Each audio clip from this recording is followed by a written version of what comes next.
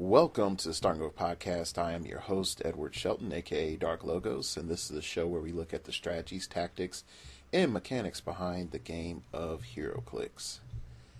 Oh man, it's been interesting this last week. Really interesting. If some of you check the Twitter, you'll notice it's like, hey, there wasn't a show because I had chest pain and went to the hospital. And pretty much that I wouldn't say was an eye opener because I've been watching my health and exercising and a bunch of other stuff. But it was a big sort of come to Jesus moment about my stress level at my job and in my life in general. And just to say, like, if you have chest pains and male, female, whatever, everybody, young, old, definitely learn the symptoms of heart attack and stroke, because one of the key factors that kills many people is just they don't know the symptoms and they don't go to the hospital, and it's better for them to go there and find nothing than to come back and or not go and die or have other damages that happen. But fortunately for me, with all their scans and jazz, I didn't have any problems. Let me rephrase that. I didn't have any heart problems. So it was all stress. So that it brings a lot of things in line, and it makes you understand just like, hey, your job's not worth you dying for. So, anyway, I appreciate the Twitter shout outs from folks. And yeah, I will be having a contest sponsored by eaglescollectibles.com. Are you looking to keep a keen eye on your Clix game? Visit eaglescollectibles.com, where they offer great prices for some of the game's best pieces, from SRs to LEs and unique items. That's eaglescollectibles.com, helping you build your winning collection. And so because of them, I'm going to be giving away a Silver Centurion and 2 Common Ironmans, and I'm going to give them out to random people that send me an Ask Me Anything question. So you can thank eaglescollectibles.com for the sponsorship. They came to me and offered me this prize support for you, the lovely listenership. All right. Pretty much this week's episode is going to be interesting because I'm going to split it into 2 parts. And some of you might be like, okay, what is it this week? Okay, first things first, I'm going to talk about Phoniex Force in the first part. And then I'm going to go and talk about African Americans in comics, because it is Black History Month, and more along the line of this year's conundrum of building my my heroclix team, and some realizations that I've had. So if you don't, and I'll be honest, in the second part, I will be going into African American cultural stereotypes, some elements that if you're playing at a venue and they don't want to hear the politics stuff, I very rarely say this in my library, if I've ever said it at all. Feel free to skip this episode. Just hit it on the pause or the stop after the Phoniex Force conversation, and roll on. And if it makes you uncomfortable, that's fully fine, because race and politics is just something that I normally don't bring up on the show. So anyway, let's get into the Phoniex Force. And the main reason why I'm looking at it is I'm never a person to say, hey guys, this thing is completely suck, or this thing has no place whatsoever in playing of heroclix. Usually you can find something to use whatever for. And usually when it comes to a resource, you should be able to find something. So what we're going to do is we're going to read through the whole entire thing of the Phoniex Force. And I don't do this really often, but we're just going to read through all of it. And we're going to get a good basis of how to use it and why, in what circumstances, and the meta that we're starting to work on. Just seeing, all right, how can I maximize this? All right, here we go. Force construction. The Phoniex Force costs 12 points. Yay, at least one, but not more than 5 distinct Phoniex Force fragments may be attached to the Phoniex Force and cost 3 points per fragment. Well, that's pretty good, cheap investment. Up to 5 distinct characters, each with a point value of at least 40 points, which is a kicker, are assigned the Phoniex Force and cost 3 points per character. Okay, so you have your fragment cost, you have your initial cost, and then you have your character cost. Okay, but there must be at least one fragment for each character. Okay, so if you're going to have 3 fragments, then you can't have 5 characters. So there we go. All right, setup.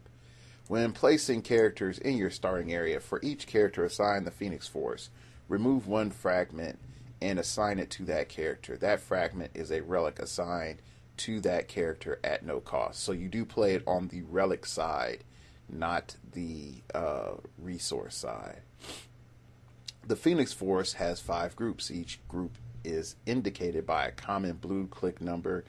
Within each group there are 5 clicks identified by a red click number. The Phoniex Force begins the game on the first click, red click number 1 of the group. Blue click number equal to blue click number equal to the number of fragments remaining attached to the resource. So if you play it short and able to play it properly, you're able to start on a different grouping. So just saying. All right, I'm not going to go into the fragments because that we'll get into that a bit later anyway. Turning the dial. When a character assigned the Phoniex Force fragment is KO'd, attach their fragment to the resource and immediately click the dial 5 times to the left, moving the dial to the same red click number on the next group. When a character assigned a Phoniex Force fragment KOs an opposing character or hits with an attack that is doubles, after actions resolve, click the dial once, though the Phoniex Force may never be clicked beyond any group. Clicks number 5. So that's nice. Victory points. Anytime a character assigned a Phoniex Force fragment is KO'd, the player scoring victory points for that character scores an additional 6 points. Okay, so this is a part that a lot of people don't pick up. And I'm going to read it again. Anytime a character assigned a Phoniex Force fragment is KO'd, the player scoring victory points for that character scores an additional 6 points. If the entire force is defeated, then the player who scores victory points for the last character on the force is also awarded 12 points for the Phoniex Force and 3 points for each Phoniex Force fragment that began the game attached to the resource. So they're setting it up so that if you score the relic, since you do have to pay a cost for assigning it to the team, you get all the points. So there's not like point voids. So that's the key thing, is there are no point voids. And I know a lot of people might actually be in situations where they didn't read the victory points part, and so that's a key element. Effects of the Phoniex Force. When a standard power is revealed on the dial, Characters assigned to the Phoenix Force can use the indicated power. When a modifier appears, all assigned characters modify their combat values by the indicated amount. If the modifier has a border around it, then they modify all their combat values by the indicated amount. At the beginning of your turn, you may choose a Phoenix Force fragment attached to the resource. Characters assigned to the Phoenix Force can use that fragment's Phoenix power until your next turn. Alright, so here's the thing. There's a lot of stuff, and then if you're able to look at the groupings, and I'm going to look at each grouping, and I'm going to give a little bit more detailed analysis this time through than I did before, because I think previously I had it grouped with looking at the power plant, and I think my power plant analysis got a little bit well, it definitely overcast the details that surround the Phoenix Force, and definitely with a little bit more time passing, I'm like, oh, okay, now I sort of see how this is playable. So, all right, let's get started. First off, I would say that the biggest problem that you as the player need to figure out is what grouping are you going to start with before you build your team.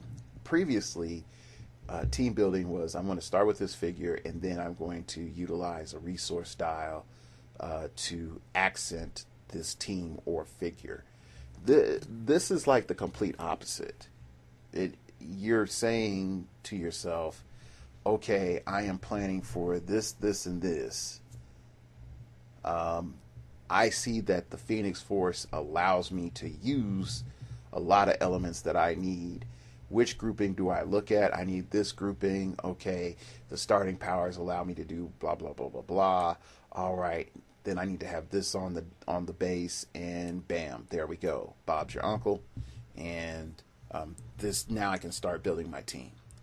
So it becomes a little bit complicated, more so than a lot of other teams, just for the pure, team building, just for the pure fact of you are saying from the beginning, I am starting looking at the Phoenix Force, okay?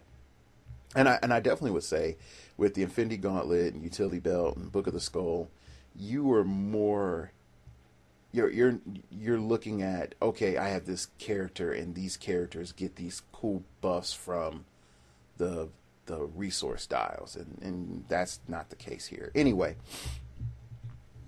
the first grouping, and I'll just sort of roadmap. I'm going to look at the groupings, and then I'm going to look at the fragments, and then we're going to examine the effects of the Phoenix Force a little bit.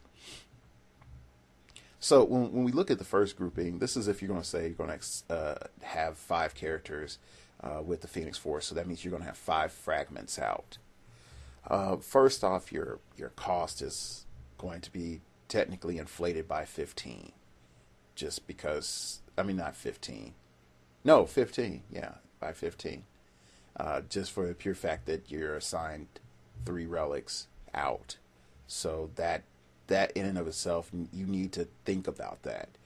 Is you're paying just assigning relics out plus the base cost right there, 27 points. Okay, that's a lot. Okay, that's a whole lot of points. All right.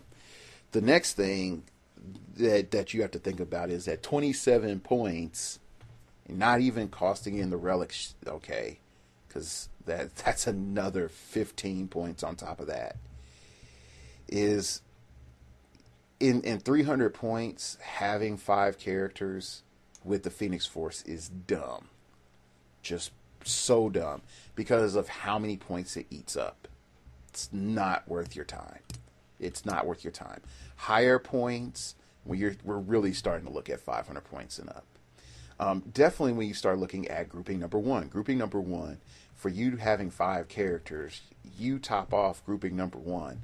Let's say you KO 4 characters and all your guys stay alive. The best that you're going to get is Pulse Wave, Invincible, and all your guys have prob and +1 stats. That's really not that good, considering how much you're paying. I'm just saying, just considering how much you're paying. Now you're starting off with +1 movement and quake and toughness. So defensively, if you have no damage reduction, then this is sort of nice. But if you have damage reduction, this is sort of suck. Okay? So we already have a problem. Okay? There's just, we're not getting that much. The only benefit is that we get perplex, outwit, and prob on our first grouping. And that's really it. You could say, well, hey, Dark Logos, look at click number 4 on grouping number 1, that you would have charge, blades, and invincible. But I would also say, at the point cost that we're coming in at, I don't really want to risk that too much. Now, the sidestep and outwit might be nice, or even the force blast and all that might be cool.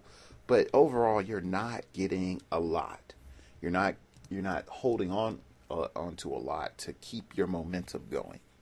Okay, so again, definitely grouping number 1, you have to be playing a very high point game for this to actually be useful, because you have a chance of all your characters sticking around possibly to get that +1.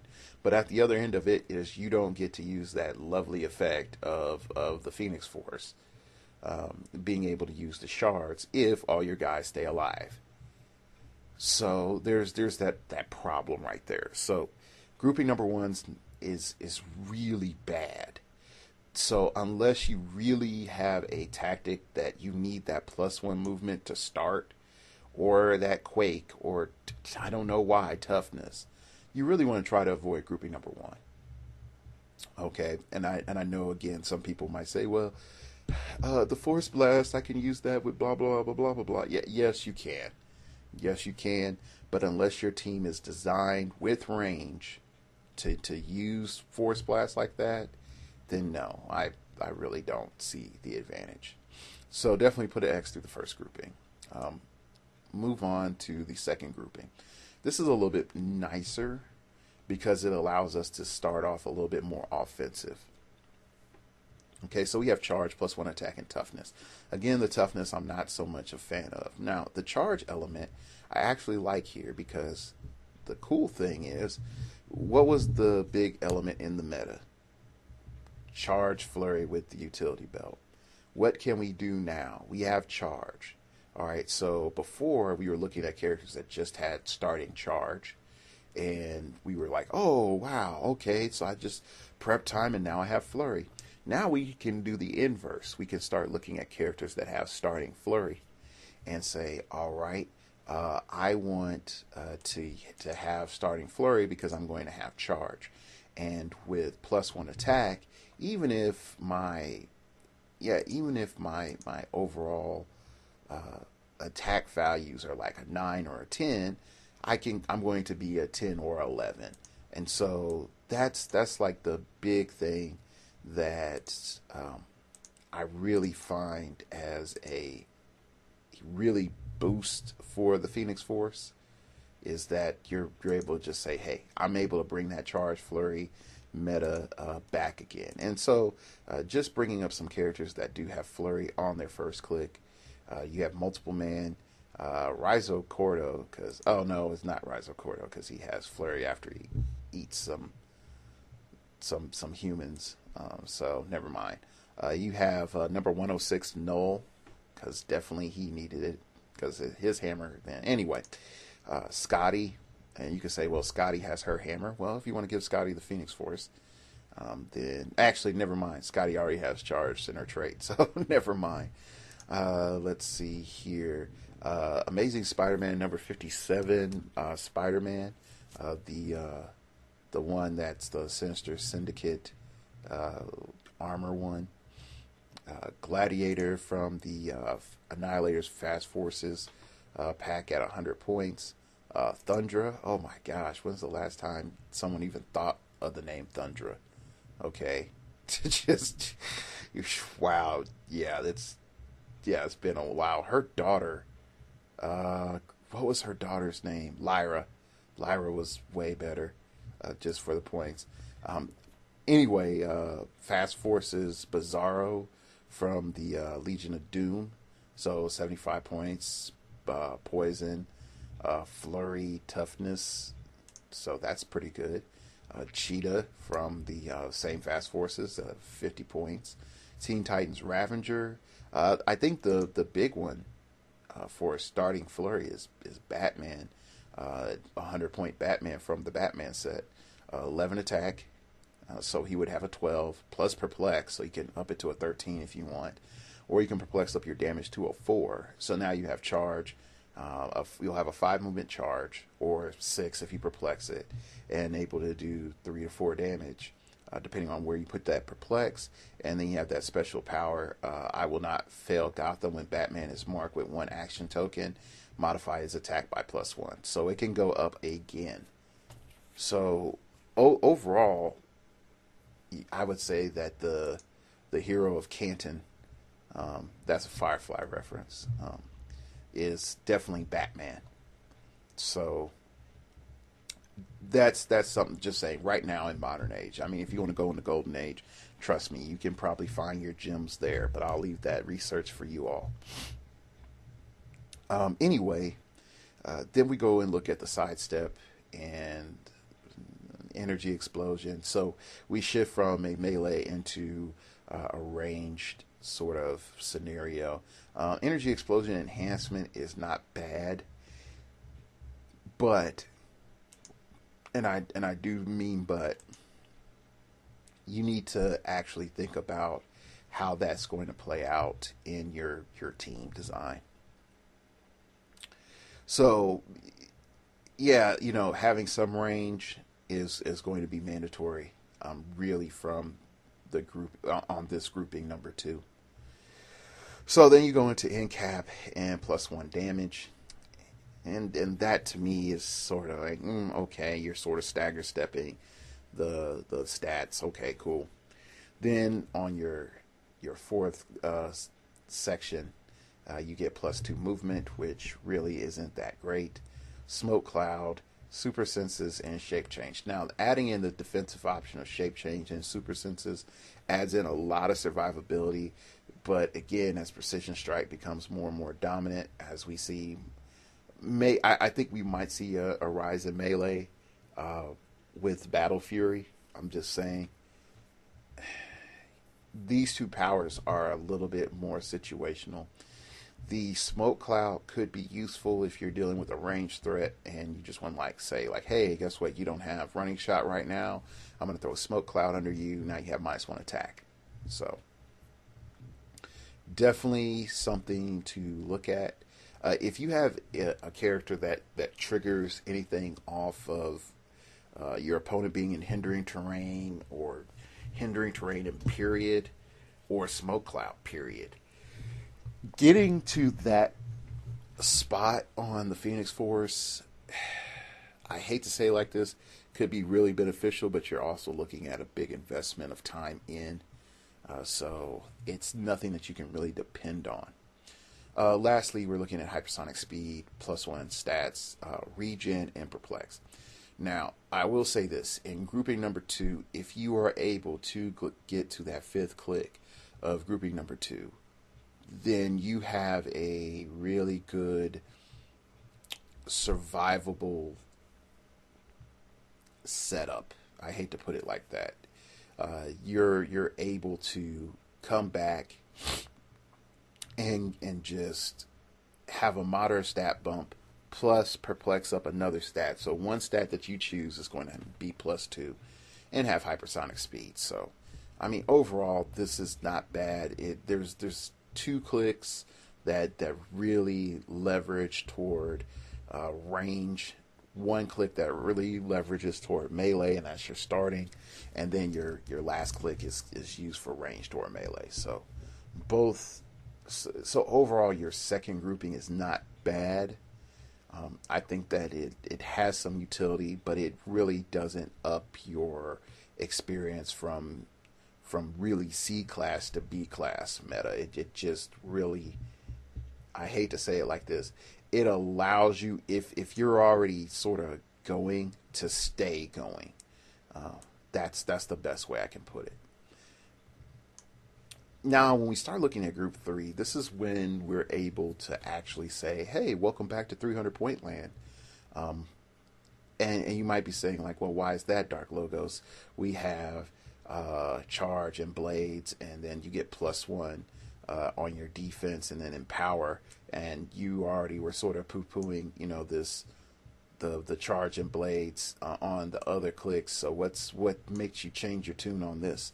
Well, it's really simple. Is that if we have 2 fragments on the Phoniex Force, okay, we can choose to have Colossus be the fragment that we use. So all of a sudden, this turns into charge, blades, and vulnerability, and enhancement. That's a big game changer right there. And you can put it on a character that just didn't have too much on their starting click. And with +1 defense and combat reflexes or super senses, you can start to see where I'm going here. Being able to stack those layers of defense, it becomes almost priceless. So that's really like our first level of, right, this is great. We're starting to see some stuff here. The next thing that becomes really nice is that we get to click 2, because if we get lucky with that charge blades, the other thing is that with charge blades and everyone having charge blades on grouping number 3, or let me rephrase it, the 3 characters that we have left having charge and blades on grouping number 3, this means that all of those characters are now super threats, and you don't really have to pay a whole lot of points for those characters. It's just really good stuff, really good stuff. Anyway, going on to the Flurry Blades click, and if I have to explain why Flurry Blades is great, then we already have a problem. +1 damage is okay, but it's not as good as the first click. I hate to say it like that. Then we're going to move on to +2 movement, steal energy, combat reflexes. This is like the worst part of grouping number 3. It just doesn't work well. Getting that combat reflexes. Yes, you might say like we're already in the mix, and so I can sort of see why some people might say, hey, combat reflexes allows me to sort of stay in the fight. But really, you're either in the middle of the map and you're just rolling dice, or you're going to be dealing with ranged threats. And so unlike the other groupings, this defensive power doesn't help you too much. Then you're going to go to hypersonic speed +2 attack, willpower, and close combat expert. When I first saw this click, I was like, yay, hypersonic speed and +2 attack and willpower. And then I look at it, I'm like, close combat expert. It only really plays off if I'm still in that melee mode. I hate to say it like this as well. This grouping doesn't really have a range option that really benefits. And again, you might say, Dark Logos, didn't you see hypersonic speed? Yes, I saw hypersonic speed. But if you have low movement and an okay range, hypersonic speed isn't going to help you that much. So the +2 attack is nice. The willpower is actually the saving grace on here, because if you're not paying for Indomitable, because remember, this resource doesn't give you power cosmic, and this resource does not give you any sort of indom. You automatically have willpower on this click. And so I think this is the only click of willpower on the entire resource. So you can sort of tell that when they designed it, that they were not looking at it being a super offensive mechanism. And I think also they were looking at pairing it with the Phoenix 5 characters themselves. Now, the other thing that I really want you all to look at is, because you only have this one click of willpower, this means that you probably want to have willpower or Indom built into your characters already, because there's nothing there that's going to allow you to sort of push. There's nothing in there that allows you to push. So, going on. Going on to the next grouping. Oh, sorry, not the next grouping. To the next slot. is we got hypersonic speed, psychic blast, +2 all stats, and perplex. So I'm not feeling this because again, psychic blast and hypersonic speed can't work together. The +2 stats is a little bit nicer upgrade than your previous two groupings, and the perplex would allow you to cap out one of your stats. So when you look at the overall synergy, if you are by chance using, let's say, Cyclops' shard to give you RCE, once you get to this part of the game, then you're just like, yeah, I will perplex up my, attack, and that's all you're really doing is like I perplex up my attack and move one of my RCE damage up to my attack. Oh no, wait, it doesn't do me any good. So at this stage, the RCE shard from Cyclops, it starts to fade out because you already have +2 stats in the perplex. So so I can see where this is sort of beneficial with that perplex on the end. I really wish there was like outwit or prob right there. I think that would have served you a lot better. But again, the whole purpose is for you to build up momentum. So all right, so let's go to the fourth grouping. Now let's really be honest here. If we say, all right, we're up to the fourth grouping, and we just say, okay, I'm going to put 3 of the fragments on the base, so I have access to those 3 fragments whenever I want at the beginning of my turn. Then, bam, all of a sudden, the last 2 groupings start to be really awesome. Because I am getting running shot, energy explosion, defend, and +1 damage to the 2 characters that I have out there. So that's great. The other thing that's really awesome is I could say with that, oh, look, I got RCE. So, bam, energy explosion triggers off my RCE. Or like, hey, look, I got mystics from range. Oh, that's great. I have invulnerability. There's some good stuff that can be out there, and you can just assign out the Cyclops' shard, and you could assign out Emma's shard or Namor's shard. So that's really cool. Anyway, moving on. So grouping 1, the biggest thing about grouping 1 is, and I think a lot of people are not going to notice this until it's too late,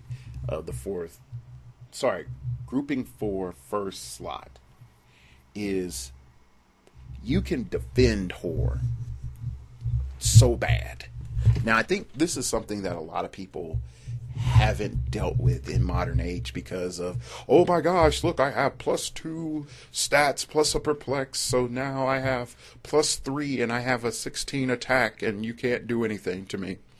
Like, that's how it feels right now. And I would say, yeah, that's mainly WizKid's fault for trying to create a faster paced game. Okay. So when we look at defend, where does this issue of defend come in? Well, most of the defend characters have a 17 or an 18 defense, which if you were looking back at like Infinity Challenge days, or even let me not be as sarcastic, if you were looking at Avengers, Justice League, around that time, you would say like an 18 defend would be great. And I remember when Jakeem Thunder came out, and I was like, wow, a 19 defend. And if you really do want to pull off like another defend trick, you can pull out like Puck, Ant-Man, and then use the crappy Doctor Strange and and pull a whole bunch of shenanigans that way. That is possible. But what the Phoenix Force allows us to do is just say, do I have a 20D? Let me rephrase that. Do I have a 19 or 20D base starting off? Oh, I do. Okay, guess what? I'm going to defend to everybody else. I am going to use the Phoenix Force in a support function. Now, a lot of you might say, well, a 20D, yeah, Dark Logos, that's a little bit scary, but with hammers rolling around, if I have a 12 attack, I can get up to a 14, and that puts odds back in my favor. And I'm like, yeah, I fully understand that. But, and it's a big old but, oh yeah.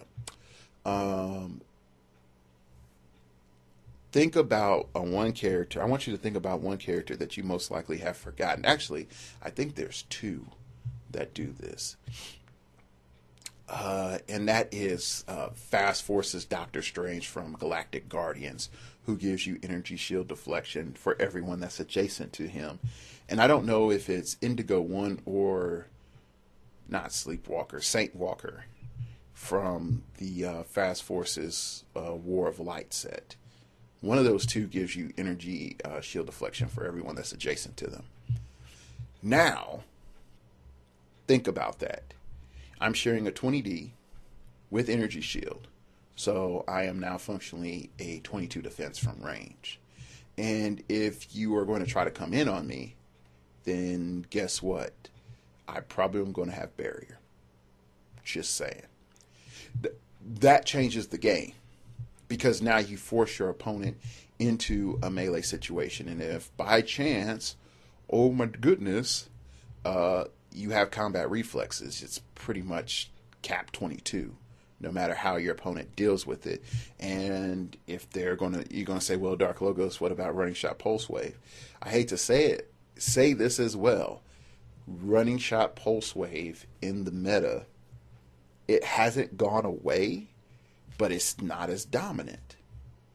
It just really isn't, because a lot of the figures that were using the running shot pulse wave tactic were there mainly to combat the Infinity Gauntlet users. And with Silver Centurion out there on the prowl, a lot of people think to themselves, well, why would I use Pulse Wave? Because Silver Centurion's out there. And so, again, you can use this tech to sort of booster up Silver Centurion, even though I wouldn't recommend it, because Silver Centurion needs offense. He needs something that makes him have willpower. So, yeah.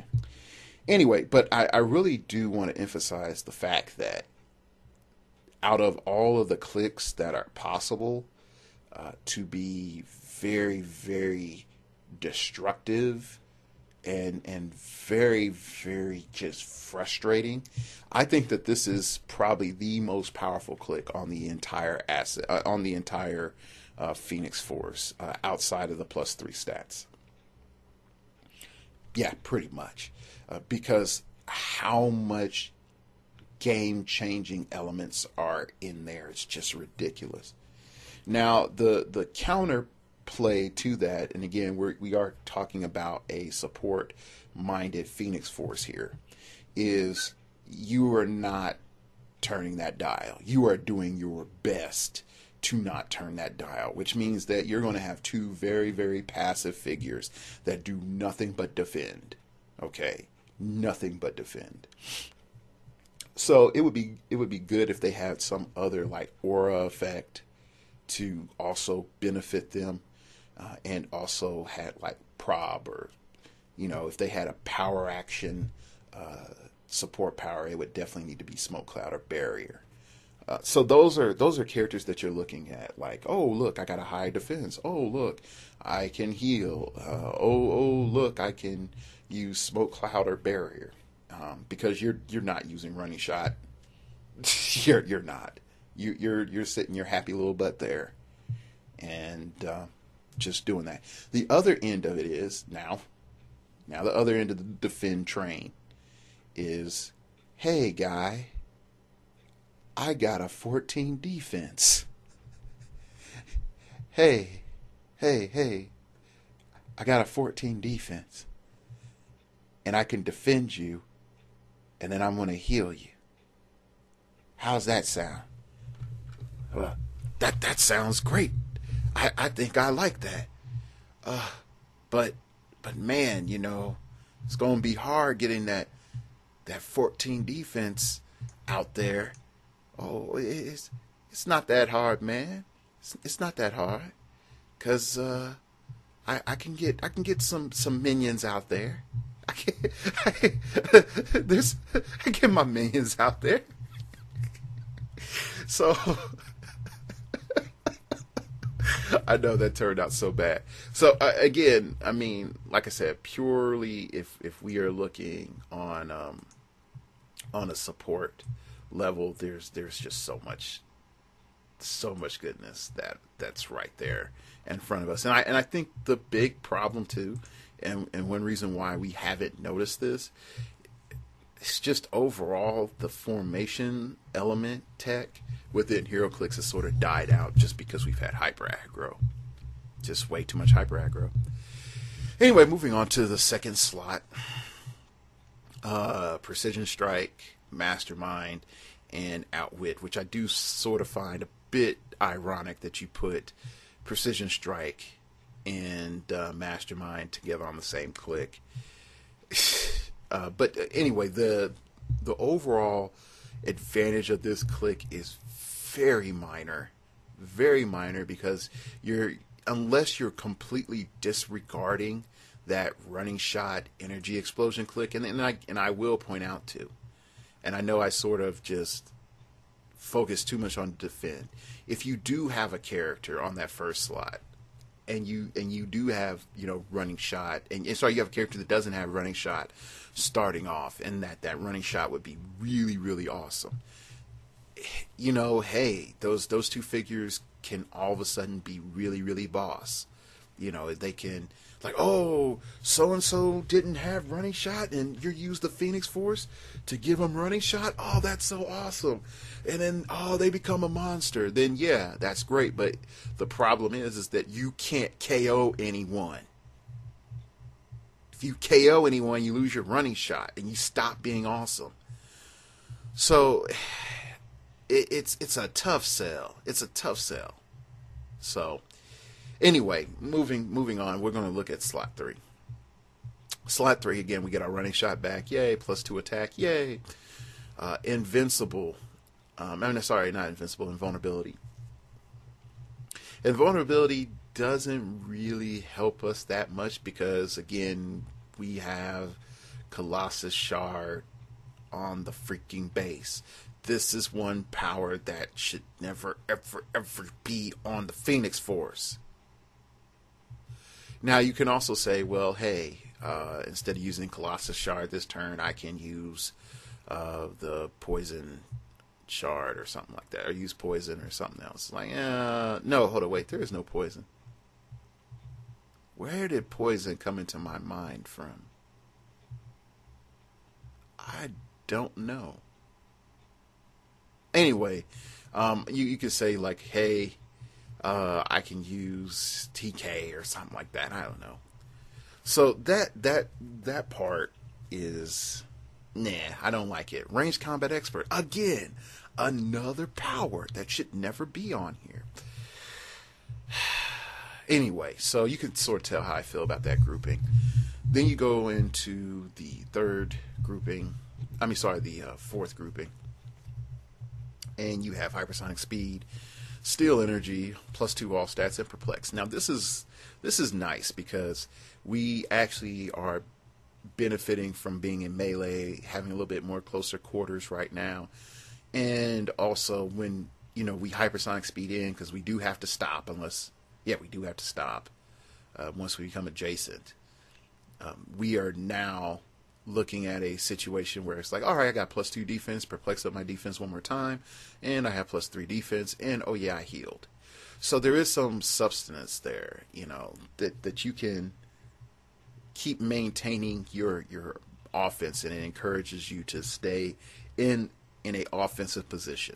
So I do like that.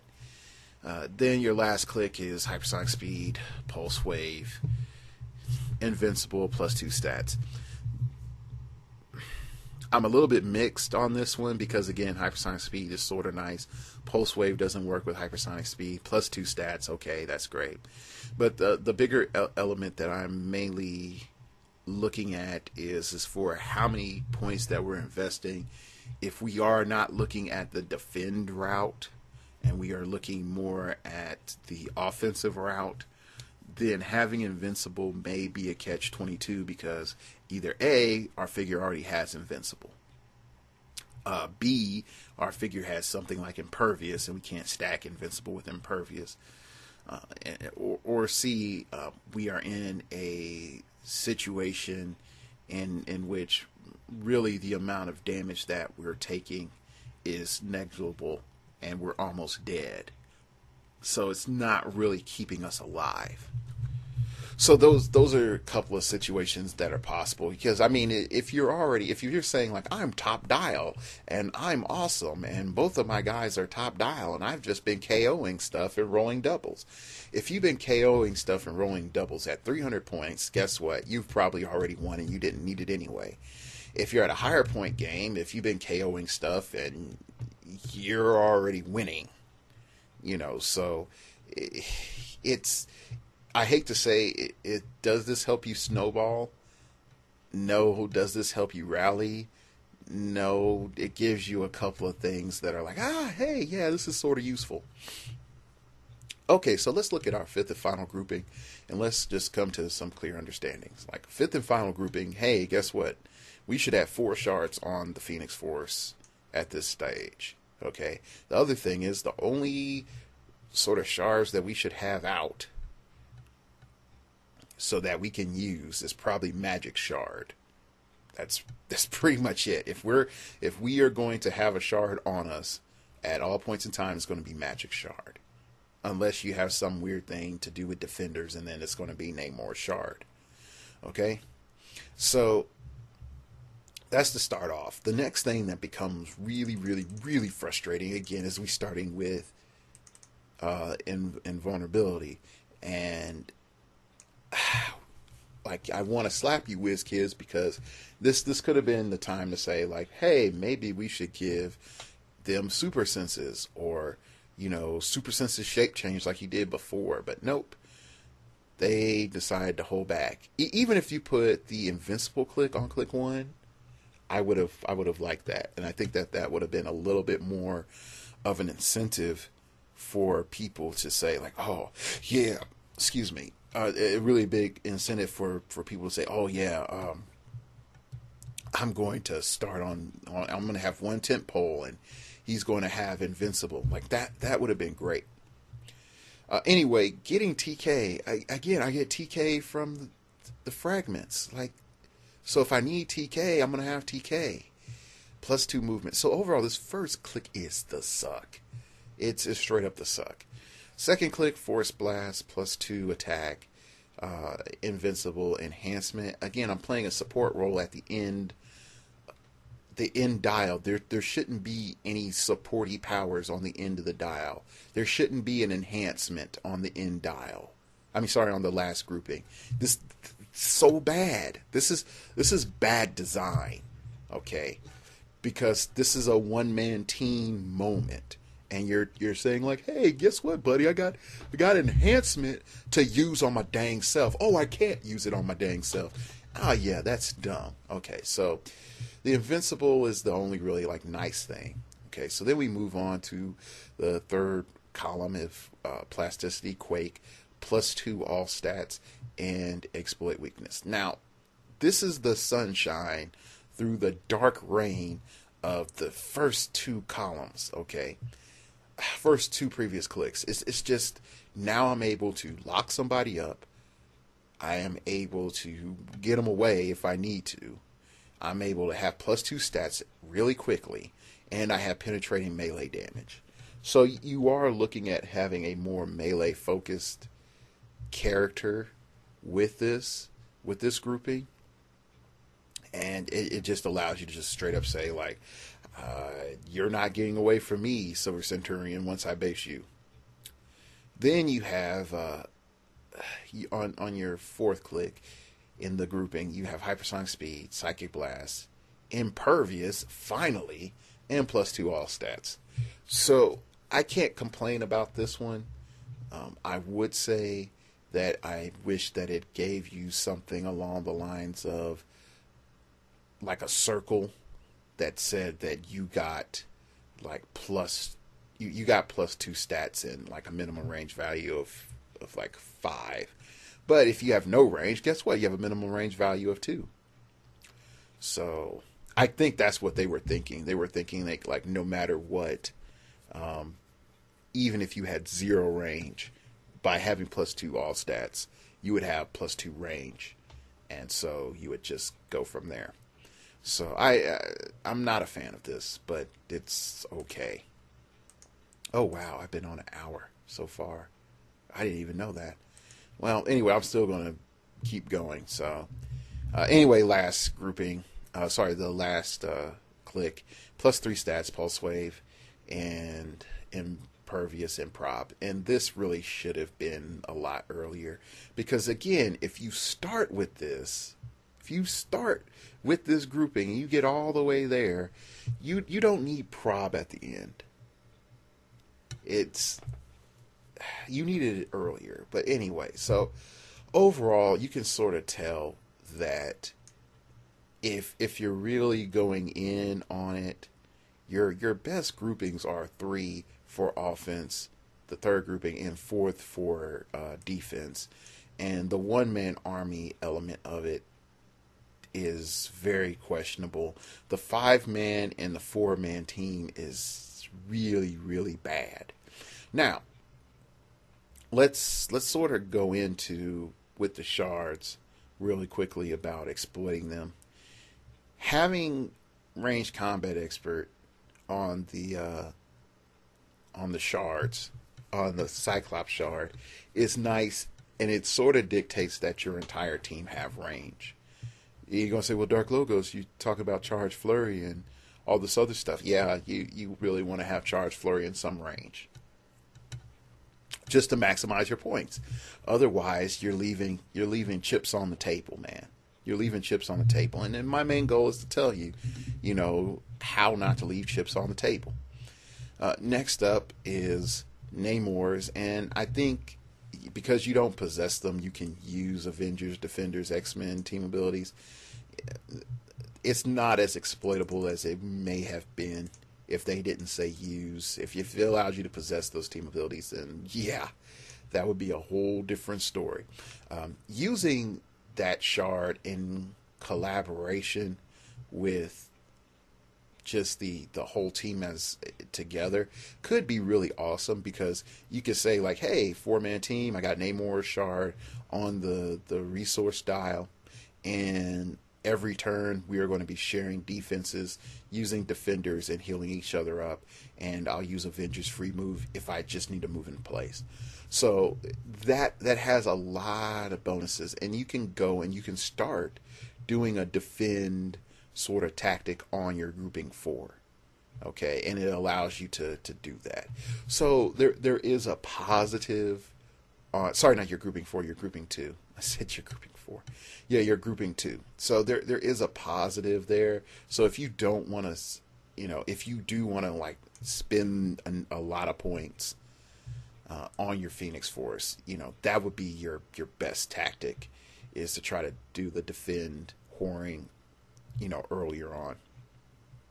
Colossus's shard is another one of those please why.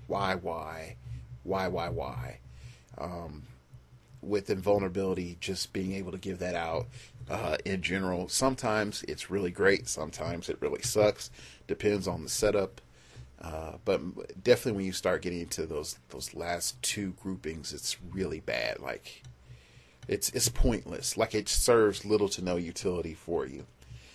Emma's telekinesis is interesting because even though the minimum requirement is that the character has to be 40 points, it allows you to say like, okay, I don't have to pack TK because I'm getting TK from the dial, from the resource. So this is pretty cool. So you can turn any of your characters into a TKer, but at the other end of it, you are putting, if you decide to use like a cheapo person, you can't expect them to do much on the later ends of the game. So definitely think about that, hey, I don't have to pack TK. That's great. Magic shard, this is the one where I would say it's good assigned, good not assigned. It's always good. So, just determine what's best for your team in whatever grouping that works out for you. So definitely when you're picking, if you're still in the ranged, stages of the game, it doesn't look like your opponent is actually going to melee you anytime soon. Like Magic's shard on the base is probably the best thing that you want. Later into the game, having Colossus's shard on the base is actually beneficial, just because you're at that stage where you actually need to make sure that damage is reduced.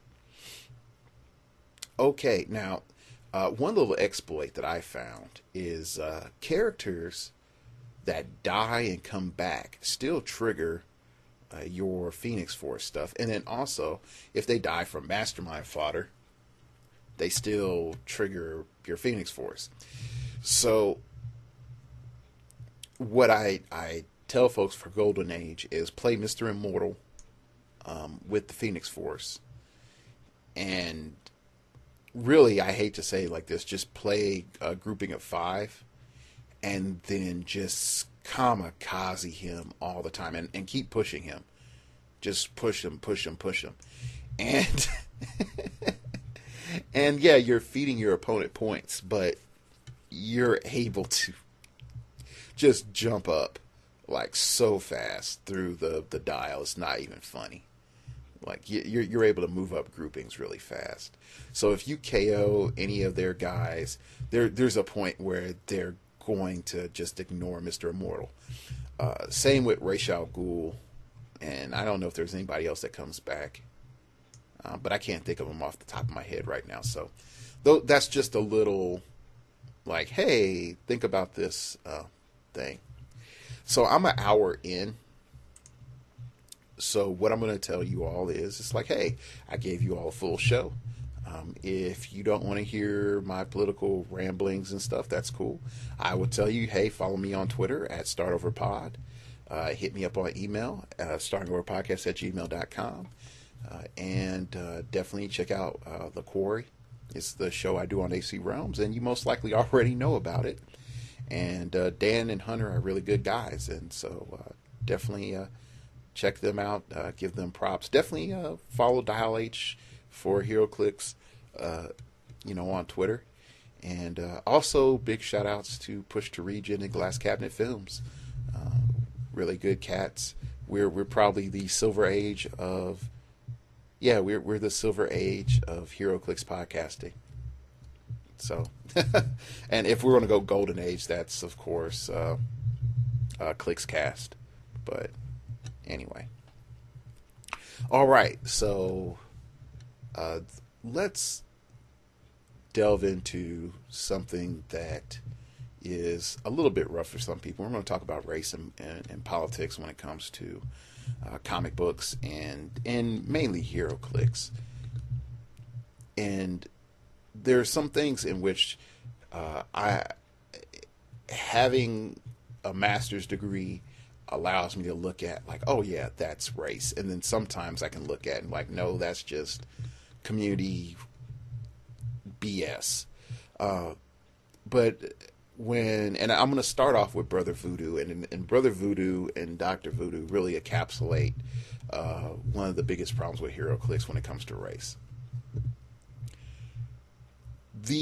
When I look at the community and they say like Brother Voodoo's broken, he's too powerful, he's ridiculous, blah blah blah blah blah, I sort of sit back and laugh, because when Supermans come on the block and they're ridiculous and they're powerful, the justification is he should be ridiculous and he should be powerful because he is Superman. And when Brother Voodoo comes on the block and he's pretty powerful, he's not ridiculous. He's a judo throw. He's only as powerful as the power given to him, which is, i.e., the opponent's team. When Brother Voodoo comes on the block, people are like, there's no way that he should be that powerful. Okay. Now note, like, Spirit Brother controlled all the freaking Justice League. I mean, not Justice League, the Avengers, to try to get revenge on Doctor Strange. All right, that's so I'm just giving you scope here. All right, this is not a chump character. Even more so, where it becomes frustrating is when you look at Dr. Voodoo. He is Sorcerer Supreme. He is not just Sorcerer Supreme, but he is like Voodoo Master Supreme. There was a certain term that he had as well. He is two disciplines of he's the master of two disciplines of magic. And you look at him. You look at him. And you look at his dial. And I read the comic book in which he became, the series in which he became Sorcerer Supreme. Okay. It is a joke. It is a full-on joke. And you might say, like, hey, man, you're in fanboy mode. You know, hey, they have to tailor this, that, and the other stuff. And I got to call BS. I really do. And am I going to say whiz kids are the racist and they're putting their little white sheets over their heads and cutting out their little eyes and trying to hold all the black characters down? No, I'm not. What I am saying is that there was no outcry for Dr. Voodoo being more powerful. There was no outcry of, hold up, wait. He's more ridiculous than what you even describing. Like in the first, revelation of him becoming Sorcerer Supreme, Dr. Voodoo goes out there and he binds Dormammu into his realm. He binds Dormammu. Okay, think about that. Think about that. Like, how much struggle did freaking Doctor Strange have in dealing with Dormammu? And what's the first thing that he does? He binds him in his realm. So it's the fact that when it comes to African American heroclix in the game, that they're sorely underpowered. And when you look at them in the roles that they fit, they are subsidiary roles to their white counterparts. Pure and simple. There are very few characters and very few dial designs that are not so. And it became worse when I actually just went out and do a Wikipedia search. And I want you to do a Wikipedia search. And I want you to look up black superheroes. And I want you to look up black supervillains. And one thing should strike you really quickly when you look at Marvel and you look at DC. DC is very racist. I'm going to say that again. DC is very racist because they have innumerable amount of Caucasian or Caucasian-looking superheroes and a very minority, literally a minority of African American or even other races of superheroes and supervillains. And then you look at Marvel. Well, Marvel might have a larger cornucopia of them. If you look at Marvel, look at the power level. Look at the power level of those heroes. And even go back to DC. Look at the power level of those black heroes. They're probably like C grade, B grade. You don't have someone that is on the same power level as Superman. The only characters that are on the same power level as Superman is a like Earth 23 Superman, which happens to be a Kryptonian that was from the southern islands of freaking Krypton that got to get off the freaking planet, and the Wonder Woman in that universe is named Nubia, and she's black. So pretty much black people, they're characters that are black are white, and characters that are white are black. I guess that's the assumption of that world, so, or black people are the majority. I don't know. I never really delved too deep into Earth 23. But if you look at it, what really is Earth 23 Superman. He's just a clone with of his white counterpart with a chocolate skin thrown over him, and it's like, hey, look, we're not racist. This is an Elseworld. You'll see this guy for like 5 frames, and then he's done. There's really nothing to sketch him out to be any better. And it's like, oh, wait, he's the president. It's like, wow, thank you. That really shows how liberal and progressive you are. He's the president. So those things become frustrating when you say Black History Month trying to make a heroclix team. And I know a lot of people say like, man, Dark Logos, I sort of see what you're saying, but I don't see why you're so angry. Well, one of the main reasons that it becomes frustrating is if you look at the characters that are on that list of black superheroes and black villains, if you look underneath males, what's their primary motivation? I got hustled, I'm angry, and I'm pissed off, and I'm a black person. I mean, really, there are very few other motivations. Like, if you look, the only time that you see really the highest quantity and the highest quality of African American characters is when you go to Milestone Comics. And guess what? It was a comics line owned and designed by an African American.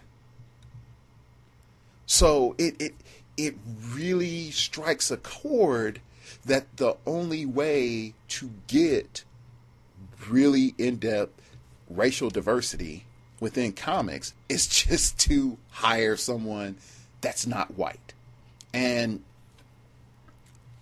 there are some comics that I enjoy, and there's some comics that I could just sit back in and not, just zone out on.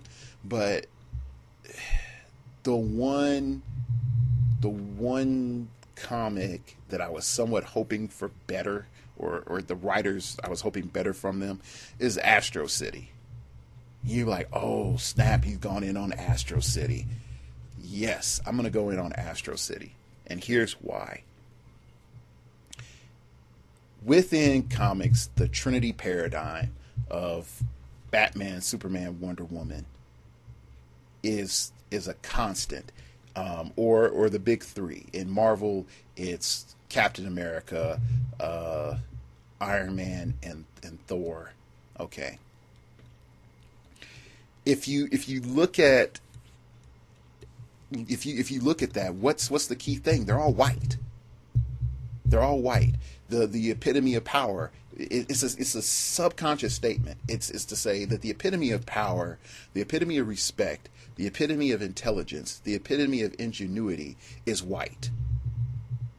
But when you go into Astro City is supposed to try to pride itself on diversity, try to pride itself on tackling all these other issues. And you could even say Broken Age had 2 African-American protagonists as their main themes. But really what they did is they ripped off a bit of Good Times, and they ripped off a little bit of Family Matters and added in some drama and then progressed from there. If you look at the superheroes from Astro City's universe, their Justice League is primarily white. It is. There's some minority characters, but they are like so few and far between. The characters that they primarily focus on are white. The new story, the story that I'm reading now, the everyday man that they picked up that wrote his little app and stuff, he's white.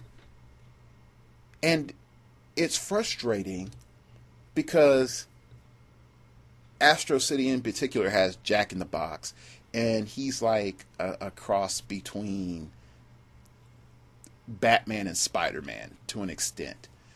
But he's a clown. He's a clown.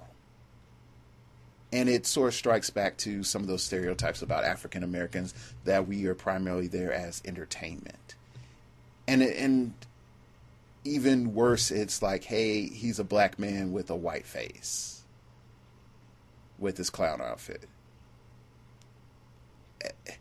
So there are a lot of things that are striking, and it becomes tough, and it becomes just you try not to get pissed off, because then that becomes a stereotype. If you state your disagreements, then you like, oh look, he's pissed off as an angry black man, and so there becomes almost no point of talking about it at all.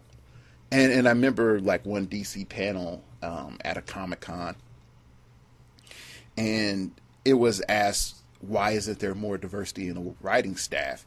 And they said, name a African American, or they said name a minority writer. And that's the problem here, is that while, and I'm going to say this very directly and bluntly,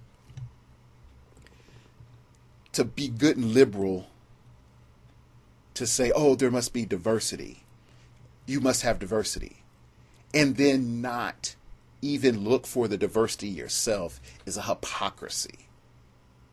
So if you want to say, oh, there should be minority comic book writers and story writers out there, then guess what? You should be looking for minority comic book writers and story writers. And not just be saying, oh, it's your job to go find it because we live in a liberal society, and of course to prove that you're not a hating Klansman, you have to go out there and find minority writers, and it's your job to answer the question. And that's part of the problem. That's really a big part of the problem. And then a lot of people might wonder, like, well, why don't more African Americans read comic books? And the main reason is that we aren't represented, and when we are represented, the freaking story, they always do two things within comics, and this is the one thing I did find a little bit frustrating about Hutlin's run on Black Panther.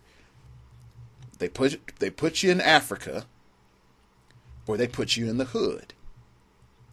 It's like you, and I hate to say it like this, it's like you don't belong anywhere else.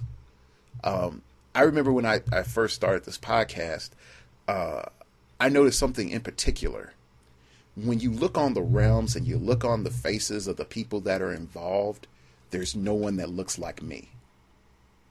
And what's interesting is the longer that I've done this cast, the more minorities that I've come in contact with that play heroclix, that say, hey man, I listened to your show, or man, I saw that post that you put out on HC Realms. I really like what you said there. And so what strikes me is that just overall, that there are places in which people will go, or people will speak up if there's somebody else there. And it becomes tough if you're like the first person there, then you sort of just have to stick it out. It's like, well, shoot, I'm the only black person here, and hopefully I'll stay here long enough, and there might be some more people that show up. And then some folks will say, well, that only happens in black culture, and I call BS on that. I call BS on that, because I've done this experiment several times where I've taken Caucasian friends, and I have taken them into primarily black environments, and there's a switch. There's a switch. There is a new awareness of, I'm a minority now. There's this new awareness of, oh shoot, I'm not in control. And I'm not going to say everybody like freaking breaks down and cries and gets pissed off or anything like that. No, it doesn't. But there is certain things that they would do before that they wouldn't do. Certain looseness that they would have before that they wouldn't do. And so it becomes interesting how those racial dynamics work. But anyway, going back to heroclix and my main problem with the new Black Panther. My main problem with the new Black Panther is this. He is step it and fetch it in a big way. And you're going to say, well, he's powerful. No, he's step it and fetch it. Just like the first Black Panther was step it and fetch it. Because A, he doesn't do anything that really supports himself, and he does everything to back up his white counterparts. And you're like, hold up, wait, I didn't even see it like that. Let me break it down to you. What's his base damage? Very low. It caps out at a 3. With his 3 damage, he has a 9 attack. Okay. He has precision strike, but if you're going against damage reduction, you already have a 3 base damage. So you're only going to get 1 damage through. You're never going to lay in a lot of damage. Okay. The next thing is that you don't get to give up. Once during your turn, another friendly character within 4 squares that shares a keyword with Black Panther can use willpower. Well, guess freaking what? Let's look at his keywords. Avengers, primarily white people. Illuminati, definitely all white people. Martial artists, good mix. Ruler, primarily white people. Scientist, primarily white people, except unless you're a researcher, which is, again, you get to boost up your white counterparts. And warrior, primarily white people. So again, you might say, like, Dark Logos, you have a bunch of hate on white people.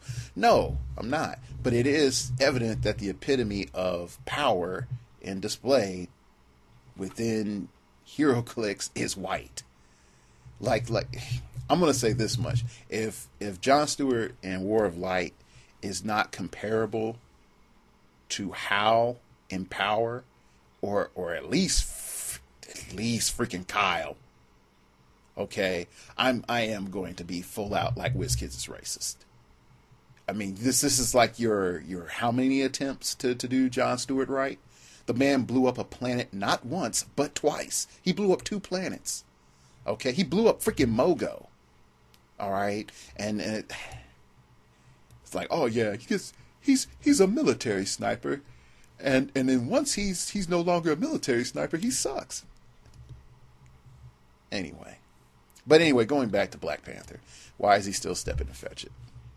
Let's look at what he does. He has empower, leadership, and outwit. What does he primarily do? He helps out the rest of his team. When he uses leadership and the result is 6, in addition to the normal effects, he may remove an action token from himself. So, hey, I remove the burden from my team member, but if I do a really, really good job, I get to take a token off myself. And again, I know some of you might be saying, like, you're exaggerating things a little bit, but really, if you really break it down to the umpteenth degree, it only he's a servant, but he's a king. He's a servant to his counterparts, but he is a freaking king. He is technically Marvel's Batman. Okay, he is Marvel's Batman. You would never see a Batman this bad for 100 points. Or let me rephrase that. You wouldn't see a Batman lacking in offense as much as this is for 100 points. So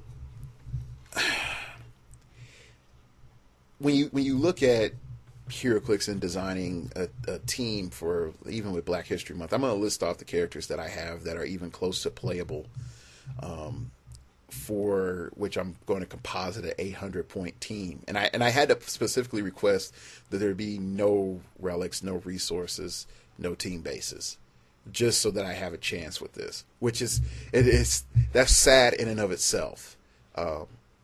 Colossals are allowed. So,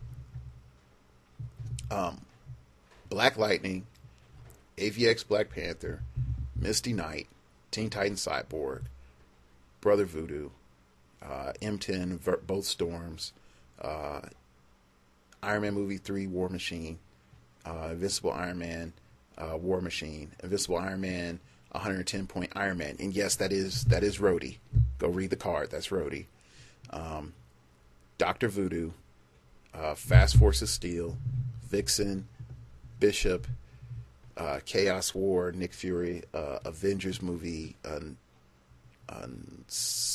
Nick Fury, both Lucius Foxes from Batman and Dark Knight Rises, Streets of Gotham, GCPD Detective, Amazing Spider-Man Blade, and Centaurus. And yes, Centaurus is black, and Centaurus is another example of what the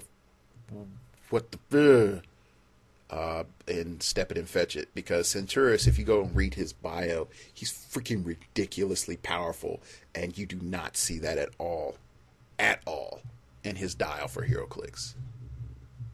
It's like, but hey man, we rule in, we took care of some of the power creep. Yeah, and you couldn't roll in that power creep for Scarlet Witch, could you, WizKids? Just saying. Anyway, so you can sort of see that's a really short list. And if I was just doing like a normal team, even if I said a keyword team like celebrity, I would have a bigger diversity of solid characters to build from than this. This is crap in comparison to if I just said Justice League, or if I just said, hey, I'm going to go out there and I'm going to build a team full of people with guns. You know, like it just sucks. And if you look at the overall power level, one thing I noticed, it became very striking, is lots of 10 attack. Lots of 10 attack. And you like say, well, 10's the new average number. But really, there's only like 111, 2 11s, no 12s. And again, I did limit myself to modern age, and but don't you find that a little bit odd? Like War Machine is 220 points. Like, doesn't that strike you as odd? Like really odd that there is not a lot of there's hardly any 11s or 12s. There's most of the damage is 3. There's really no damage that really, there's not too many characters that exceed 3 damage. And so it's the subparness. Like this year, I think it just sort of hit me. Like it hit me, and it hit me hard. And in the past, I won't lie, like War Machine has always been like my muscle for my teams. But just looking at it at this year, I'm like, if I don't play 220 War Machine, and then I could say like Iron Patriot, but Iron Patriot is at 200 points. I'd rather have War Machine. He's, again, it's sort of like, hey, guess what? Originally, this was a armor designed by a supervillain, but guess what? To prove that America is black people, put Rhodey in there. Forget the fact that he just took on a white man's persona of one of the most hated villains in all of Marvel. Yeah, let's just forget that and put him right into that. You would never see that ever with a distinguished superhero.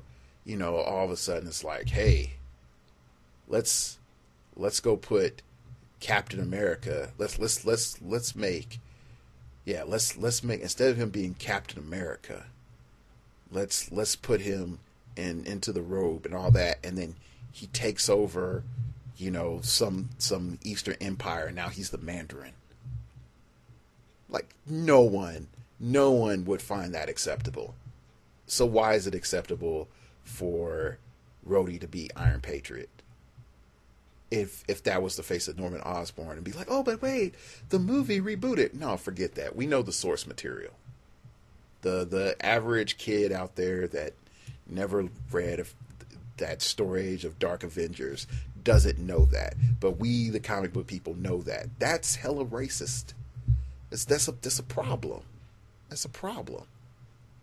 So anyway, but going back to Clix, it's just, this year has just been frustrating, dealing with my Black History Month team and just designing something that is competitive and is also fun to play. There's very little diversity, and even when you look at, I had a conversation with a guy I play with, Jake, and we were pointing out like how few black females are in heroclix. Like, that's just being honest. Like, that's bad. I mean, you could say like, oh, Storm. It's like, but Storm's gotten reprinted like how many times? Like, so, you know, you have Thunder and you have Vixen and you have GCPD Detective, which is generic. And then Hope, Taya in Modern Age. And that's about it. So there's not many black females. So, I mean, I was planning on going into, you know, really defining about, you know, Sapphires and Susie Q's and Black Rage. And one thing I do want to point out that did sort of piss me off is that if you look under black supervillains, there is a African villain for Black Widow that was there to hunt her down, which goes into to white female rape fantasy by black male, and there's a whole lot of literature about that, and all what that implies, and it's not, and it's more about sex than it is about even the black male. It just goes, there's a whole bunch of stuff that just becomes frustrating. So anyway, I would definitely encourage you all to like look up, you know, a couple of phrases like, you know, the Sapphire is really race dynamic Sapphire, or even African American Sapphire is a big one. Another one is a newer phrase called magical Negro. That one, it's really quantifies in comic books Step It and Fetch It is magical Negro. And even when I look at the Illuminati and Black Panther being on the Illuminati, he's the magical Negro. And definitely look that up. And if you don't want to go too deep, you can just go and Wikipedia it, and you'll see pretty much all that's involved. So anyway, I still look forward to building my team for Black History Month. It's just, man, if it Black heroclix characters need to have like a civil rights movement and demand equal stats to their white counterparts, because they're just not there. It's just not there. Anyway, that's it. Again, you know, you can catch me on Twitter at StartOverPod. It came from outer space and told me that the blackness isn't evil and it doesn't make you a demon child. You can find out when all my shows are updated, and definitely you can find out things like, hey man, I got chest pains. Not doing a show this week. You can email me at startingoverpodcast@gmail.com, startingoverpodcast@gmail.com if you wish to opine. Keep it piffy, keep it interesting. Definitely, if you have any commentary about my last half of the show, feel free to hit me up. You know, I'm always willing to take criticism, you know, so that includes my opinion. Last but not least, I put out stuff on the blog last time. I'll try doing it again. So hopefully by the time this is out, there should be something on the blog. And that's startingoverpodcast.blogspot.com. And if you want to donate, feel free to donate to me. Everything goes back towards the show and making it more awesome. That is it. Thank you for listening. And remember, we all have to start over sometime.